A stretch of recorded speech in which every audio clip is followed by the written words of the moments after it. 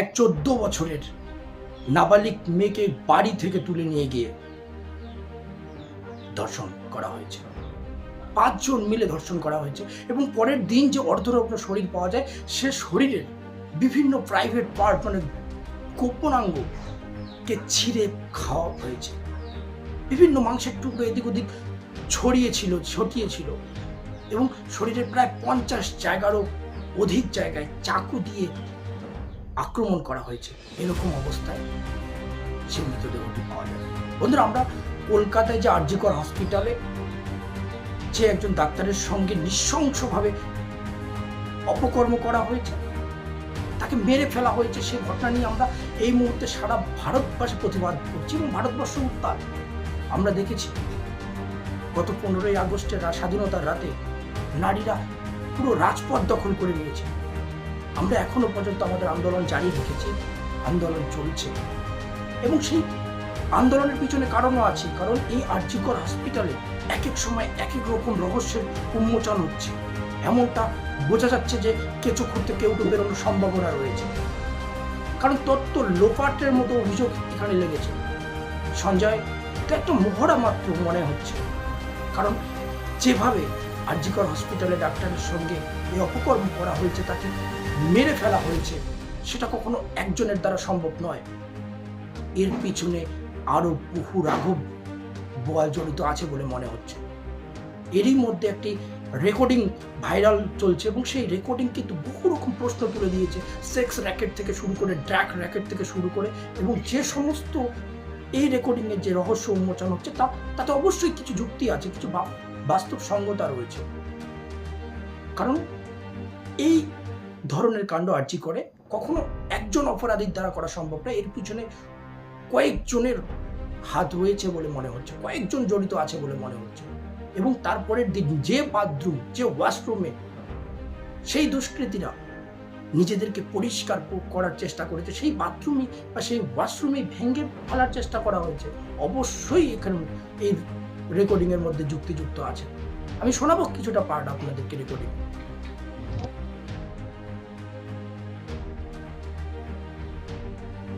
বন্ধুরা, আমি সোমা বলছি, সোমা মুখার্জি। এত কষ্ট হচ্ছে ভিতরে যে হসপিটালে বসে থাকতে পারছি না। আমাদের সব ডাক্তাররা সবাই খুব ডিস্টার্বড। আজকে তো ওপিডি বন্ধ রাখা হয়েছে। তোরা জানিস সমস্ত ঘটনা শুনলাম, যা মানে সত্যিকারের ঘটনা, যেটা আর.জি. করের ভিতরের যে ডাক্তার তারা তাদের বন্ধু বান্ধব মারফত এটা ছড়িয়ে মানে এসছে আমাদের কাছে। অ্যাকচুয়ালি যেটা ঘটেছে সেটা হচ্ছে, আমি শুনে তো মানে বিশ্বাস করতেও নিজেকে কেমন লাগছে রে। প্রত্যেকটা আমাদের ওয়েস্ট বেঙ্গলের প্রত্যেকটা মেডিকেল কলেজে, বিশেষ করে কলকাতার সরকারি মেডিকেল কলেজগুলোর প্রিন্সিপালরা, ডিপার্টমেন্টাল হেডরা, প্রিন্সিপালরা বিশেষ করে, তারা পাশ করানোর জন্য স্টুডেন্টদের কাছে রীতিমতো টাকা নেয়। যেসব স্টুডেন্টরা, ইন্টার্নরা, পিজিটিরা যারা ভালো করে ক্লাস করে না বা থিসিস তারা জমা দেবে, পিজিতে তো থিসিস জমা দিতে হয়, তো যারা এমবিবিএস ফাইনাল পাস করবে না, সাপ্লি পাইয়ে দেবে, ইন্টার্নের কমপ্লিশন দেবে না, ইন্টার্ন হওয়ার পর কমপ্লিশন না দিলে তারা রেজিস্ট্রেশন নাম্বার পাবে না, এই সমস্ত ভয় দেখিয়ে টাকা পয়সা নেয়। সমস্ত জায়গাতেই এটা আছে। এর মধ্যে সব থেকে নিকৃষ্টের থেকেও নিকৃষ্টতম হচ্ছে সন্দীপ ঘোষ, প্রিন্সিপাল, যে তোর আমাদের কি বলে আর.জি. কর মেডিকেল কলেজে। সেখানে ভাব যে ওনার একটা বিশাল নেক্সাস ছিল, যাতে উনি বেশ কিছু ইন্টার্ন, হাউস স্টাফ এদেরকে দিয়ে ওই নেক্সাসটা চালাতেন। তারা ওখানে একটা সেক্স র্যাকেট চালাতো, তারা একটা ড্রাগ র্যাকেট চালাতো। ড্রাগ র্যাকেট মানে ওই যে ওটাতে বলেছে না, ড্রাগ মানে শুধু ওই হেরোইন আর ব্রাউন সুগারের ড্রাগ খাওয়া বা মদ খাওয়া নয়। ড্রাগ মানে হচ্ছে যে কম দামি, কম টাকায় যে ওষুধ পাওয়া যায়, যে ওষুধ না জল ভগবান জানে, সেই ওষুধের মানে কোটি কোটি টাকায় যে টেন্ডার বেরোতো, সেই ওষুধ নিয়ে ওষুধ কোম্পানিগুলোর কাছ থেকে কোটি কোটি টাকা, সেই সমস্ত টাকার একটা বড় অংশ যেত পার্টি ফান্ডে। বুঝতেই পারছিস তাহলে। সেই জন্য পার্টির একদমই কাছের উনি, পার্টির মানে একদম খোদ মানে ওপর লেভেলের একদম আসল জায়গাকার কাছে। তো এবার উনি এই যে নেক্সাসটা চালাতেন, তাতে রীতিমতো কোন ইন্টার্নকে উনি পাশ করাবেন, কোন পিজিটেকে উনি থিসিস কমপ্লিট করাবেন, সেগুলো সব ভয় দেখিয়ে টাকা নিতেন। আর তার হয়ে কাজ করতো ওই ইন্টার্ন হাউস স্টাফের একটা পুরো বড় নেক্সাস। এবার এই মেয়েটির যে পিজিটি, মেয়েটি অত্যন্ত ভালো, সে তার থিসিসটা কমপ্লিট করাবে না বলে হুমকি দিচ্ছিল। সে এটা জানতে পেরে গিয়ে বলেছিল যে আমি এরকম কোনোভাবেই মেনে নেব না, আমি এর বিরুদ্ধে আমি যাব এবং আমি এর বিরুদ্ধে সব ফাঁস করে দেবো। তখন তাকে রীতিমতো ধমক দেওয়া হচ্ছিল। এটা চলছিল লাস্ট 6 মান্থস ধরে, 6 মাস ধরে তাকে হুমকি দেওয়া, তার প্রতি মানে বেশি বেশি প্রথমের দিকে কি করছিল, অত্যাচার করছিল। মানে কীরকম, বেশি বেশি করে নাইট ডিউটি দিচ্ছে, at a stage 36 hours duty, বেশি বেশি করে নাইট, বেশি বেশি করে খাটানো, এবং এগুলো সব জানে ডিপার্টমেন্টাল হেড, চেস্টের যে ডিপার্টমেন্টাল হেড সেও জানে, সিনিয়র পিজিটিরা সবাই জানে। প্রিন্সিপালের নির্দেশেই হচ্ছে এবং ওনার নেক্সাসের ছেলেমেয়েরাই কাজ করছে। তারা 6 মাস ধরে এটা করেছে। করার পরেও যখন ওকে আটকাতে পারেনি, তখন কি করেছে, ওই দিনকে ওরা ঠিক করেছে যে দিনটাতে এই ঘটনাটা ঘটেছে, সেদিন কতখানি প্ল্যান্ড এবং গট আপ গেম দেখ। সেই দিন ওই ঘরে, ওই সেমিনার রুমে প্রত্যেক দিনই 4 তলার আরও অনেকেই যারা সিনিয়র পিজিটি বা জুনিয়র পিজিটি, তারা কিন্তু বিশ্রাম নিতে যেত, অনেকেই ওই ঘরে যেত। সেই দিনকে ও একা, ওকে বলেছে তুমি ঘুমিয়ে পড়ো, ওকে একা রেখে এসেছে। বাকিরা কাউকে যেতে দেয়নি, বলেছে ওই ঘরে আজকে ঘটনা ঘটছে, মানে কাজ হচ্ছে, ওই ঘরে কেউ যাবে না। ওই ঘরে সেই দিনকে ওর সাথে যখন খাওয়া দাওয়া করেছে বাকি 4 জন, সেই 4 জনের মধ্যে একটি মেয়ে পর্যন্ত ছিল। সে কিরকম মেয়ে চিন্তা কর, এরা ডাক্তার না জানোয়ার জানি না, আমি জানোয়ার বললেও জানোয়ারদের অপমান করা হয়, কারণ জানোয়ার সমাজে এরকম কাজ হয় না। তো ডাক্তার না কি আমি বলতে পারবো না। সেই ইন্টার্ন মেয়েটি আরেকটি ইন্টার্নের গার্লফ্রেন্ড, তো তার সাথে ওই পিজিটি মেয়েটি প্রচুর ঝগড়া হয়েছে। ঝগড়া হওয়ার পরে তারা তো হুমকি টুমকি দিয়ে চলে গেছে, দিয়ে তারপর বলেছে তুমি ঘুমো। এবার ও তো আর জানে না, ভালো মনে শুতে এসেছে। তারপরে তারা গিয়ে মদটদ খেয়েছে, 7-8 জন মিলে চড়াও হয়েছে। এবং তোরা জানিস যে প্রথমে তার হাত দুটোকে দুপাশে 2 জন ধরে রেখেছে এবং সেই কাজে সেই মেয়েটিও সাহায্য করেছে, ইন্টার্ন মেয়েটি। 2 জন ওকে পা দুটোকে টেনে জরাসন্ধর মতো ছিঁড়ে ফেলেছে, মানে ছেঁড়ার মতো করে টেনেছে, যাতে পেলভিক বোন ভেঙেছে, কলার বোন ভেঙেছে। মানে কি বিপর্যস্ত, মানে বিধ্বস্ত, কি নৃশংস অত্যাচার করেছে। ওকে উল্টো দিক করে শুইয়েছে, পিঠের ওপর দিয়ে বুট পরে হেঁটে গেছে, মাথাটাকে এমন থেঁতলেছে যে মানে স্কাল ফাল রাপচার হয়েছে। এই সমস্ত করার পরে শ্বাসরোধ করে তাকে মেরেছে। মেরে তারপরে আরও ভয়ঙ্কর, যে একটা মৃত মানুষকে মিনিমাম ডিগনিটি দিতে জানে না। তারা নিচে এসে দেখেছে ওই সঞ্জয় তখন বসে মদ খাচ্ছিল অন্য আরও গ্রুপ ডিস্টার্বদের সাথে। সঞ্জয় ছেলেটা হচ্ছে তার কাটা সঞ্জয় বলতো ওরা, ওকে বলে ফল গাই, মানে ওর একটু ওইসব আলুর দোষ আছে। ও যত্রতত্র যখন তখন প্রস্টিটিউট এলাকায় যায়। এবার দেখেছে যে একে দিয়ে যদি একটা রেপ করিয়ে দিতে পারি তাহলে ঘটনার মোড়টা অন্যদিকে ঘুরে যাবে। এইবার ওকে বলেছে যা, সেমিনার রুমে তোর জন্য রেখে এসছি, যা তুই এবার গিয়ে কাজ করে দিয়ে আয়। ও এসে ওই ডেড বডিকে রেপ করেছে যাতে তার ভ্যাজাইনাতে সিমেন্ট পাওয়া যায়। তো এবার এই হচ্ছে, প্লিজ আমি নাম করে ফেললাম সব কিছুই, কতজন আমি যে নামগুলো পাঠিয়েছি এই সব ডাক্তাররা, এরা সব জড়িত জানিস, কিন্তু কেউ কোনো প্রমাণ নেই। প্রমাণ লোপাটের জন্য সেদিনকে ওই ইন্টার্ন এবং ডাক্তাররা যে ওইখানের যে বাথরুমটাতে হাত পা ধুয়েছে, রক্ত ধুয়েছে, সেইটাকে তাড়াতাড়ি প্রমাণ লোপাটের জন্য ওই দেওয়ালকে ভেঙে দিয়ে তার মানে ওই বাথরুমের জায়গাটাকেই ভাঙতে হচ্ছে ওদের।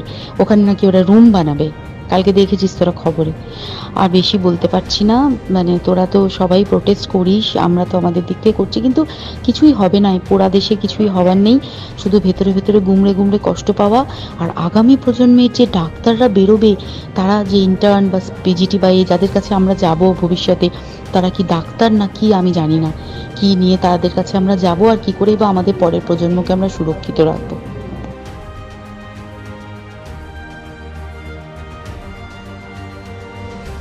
যদিও এই রেকর্ডিংয়ের সত্যতা এখনো পর্যন্ত যাচাই হয়, এরই মধ্যে কিন্তু এই রেকর্ডিং নিজের প্রতি নিজেও কিছু প্রশ্ন ছুড়ে দিচ্ছে। কারণ যে এই রেকর্ডটা করেছে, যে এই তথ্যগুলো শেয়ার করছে, তাহলে সে সিবিআইয়ের কাছে গেল না কেন? তাহলে এতদিনে সে এই তথ্যগুলো সিবিআইকে দিল না কেন? কেন তাকে সোশ্যাল মিডিয়ায় এসেই এরকম রেকর্ডিং ফাঁস করতে লাগে? অবশ্যই এই রেকর্ডিং নিজেও নিজেকে যতটা প্রশ্ন করছে, তৎসঙ্গে কিন্তু এই আরজি করের মামলাতেও একটা গম্ভীর প্রশ্ন ছড়ে দিচ্ছে। অবশ্যই যেটা আমরা মনে করছি যে আরজি করের মধ্যে আরো বড় রহস্য লুকিয়ে রয়েছে। এরই মধ্যে সেই 8ই আগস্টের মধ্যেই কিন্তু উত্তরপ্রদেশে একজন 13 বছরের নাবালিককে তার নিজের বাবাই ধর্ষণ করেছে বলে ঘটনা সামনে এসেছে। আমি যে আপনাদেরকে বিভৎস এটা ঘটনা কি বলবো, বলা ভাষা নেই, বিভৎস কর্মকাণ্ডের উদাহরণ আপনাদেরকে এখন তুলে ধরবো, সেটা শুনলে আমাদের প্রত্যেকের শরীরের গায়ে লোম খারাপ হয়ে যেতে পারে। বিহারের মুজাফফরনগরে একজন 14 বছরের নাবালিক দুষ্কৃতী আসে, বাড়ি থেকে মা বাবার সামনে তুলে নিয়ে চলে যায় এবং পরের দিন অর্ধনগ্ন অবস্থায় সেই মৃত শরীর পাওয়া যায় এবং যে শরীরে প্রায় 50খানা জায়গায় চাকুর বিভিন্ন ক্ষত বিক্ষত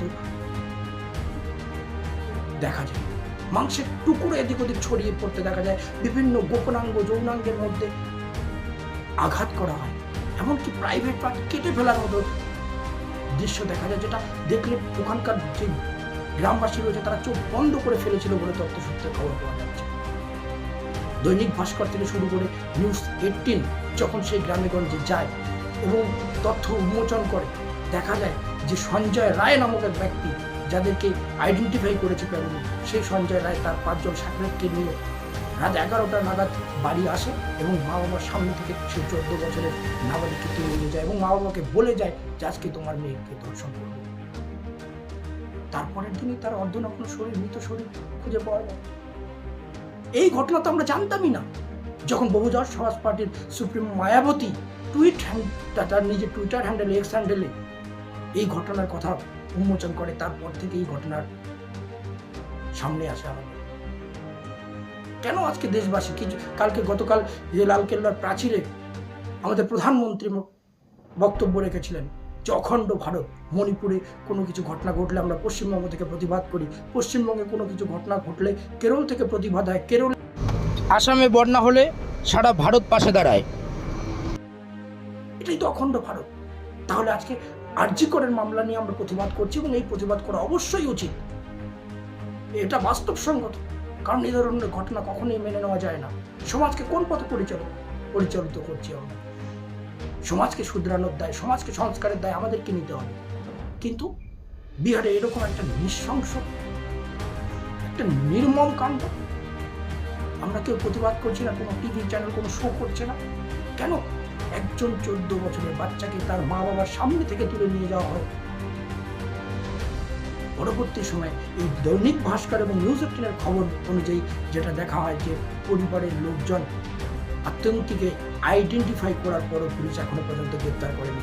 সঞ্জয় নামক ব্যক্তি, যার কিছুদিন আগেই, কয়েক মাস আগেই তার স্ত্রী মারা গেছে বলে খবর, এবং তারপর থেকে এই বাচ্চাকে দীর্ঘদিন থেকে বিয়ে করার কথা বলছিল, কিন্তু তার পরিবার সেই বাচ্চার সঙ্গে যেহেতু বয়সে বড় এবং কোনো কারণে বিয়ে দিতে অস্বীকার করে, তারপরে এই ধরনের কাণ্ড কারখানা করে। এবং সেখানে যেটা এখন রং দেওয়া হচ্ছে, দুষ্কৃতীকে এখনো পর্যন্ত গ্রেপ্তার করা সম্ভব হয়নি। এর পিছনে মূল কারণ হিসেবে দৈনিক ভাস্কর যেটা বলছে সেটা হলো যে এই বাচ্চা ছিল দলিত, নিচু জাতের। এরই মধ্যে আরো কিছু ঘটনা সামনে এসেছে।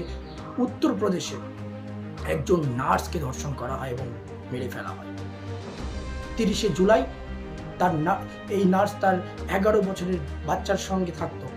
এই নার্সকে 30শে জুলাই তুলে নেওয়া হয় বা 30শে জুলাই গায়েব হয়। 31শে জুলাই তার মৃত শরীর, অর্ধনগ্ন শরীর পাওয়া যায়। এবং উত্তরপ্রদেশে এই 8ই আগস্ট, আমি কিছুক্ষণ আগেই বললাম, 8ই আগস্ট 13 বছরের এক শিশুকে তার নিজের বাবা ধর্ষণ করে। সমাজ কোন দিকে যাচ্ছে? তিনটি ঘটনার উদাহরণ তুলে দিলাম বন্ধুরা, তিনটি ঘটনার উদাহরণ তুলে দিলাম। আমরা আরজি কর নিয়ে অবশ্যই দেশ এই মুহূর্তে তোলপাড়। আরজি কর নিয়ে আমরা প্রত্যেকেই প্রতিবাদ করছি। তৎসঙ্গে সেই 3রা আগস্টে যে বিহারের মুজাফফরনগরের 14 বছরের যে শিশু নাবালিককে ধর্ষণ করা হয়, তাকে এভাবে তছনছ করে ছিঁড়ে ফিরে খায় জানোয়ার রূপী মানুষরা। মানুষ বলবো না আমি এদেরকে, জানোয়ারও বলা, জানোয়ারের থেকেও নিম্নে বসবাস করছে এরা। আর কি বলবো বলবো।